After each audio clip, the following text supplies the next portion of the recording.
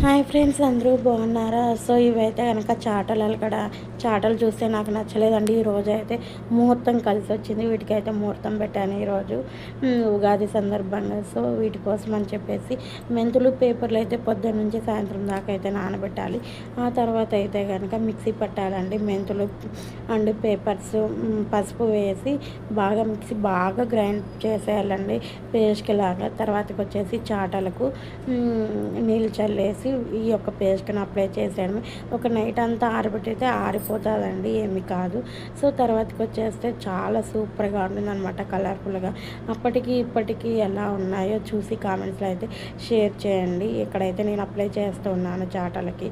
So ఇది మీకు నచ్చినట్లయితే కనుక లైక్ చేయండి, షేర్ చేయండి, అలాగే సబ్స్క్రైబ్ చేసుకోండి. సబ్స్క్రైబ్ చేస్తారా? లేకపోతే ఈ యొక్క పేస్ట్ని మీ ముఖానికి కొడితే మీరు కూడా పచ్చగా కనిపిస్తారు. ఓకే, నచ్చిందా? నా చాటలు ఎలా ఉన్నాయి కామెంట్ చేయండి ఫ్రెండ్స్.